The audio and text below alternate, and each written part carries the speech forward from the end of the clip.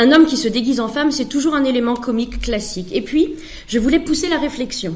On n'est pas seulement ni le masculin ni le féminin, on est multiple. On n'est pas un tutu plat ou un tutu long, moderne ou contemporain, on peut être plein de choses.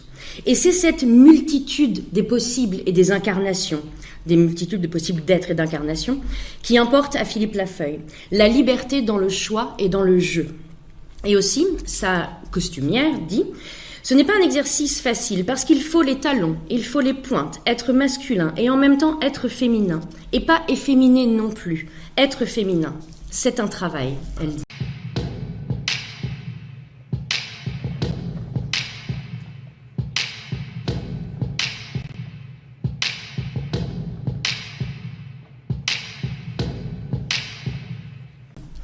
Et ce travail, c'est un travail de précision, justement, dans le jeu.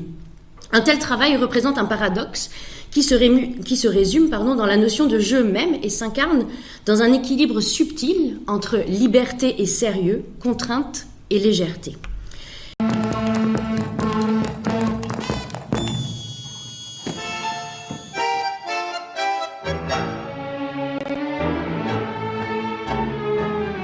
Et pour approfondir un peu ce propos, regardons la définition que donne Hans Huizinga de la définition même de jeu. Il écrit, donc Hans Huizinga dans Homo Ludens, et c'est sur la fonction sociale du jeu.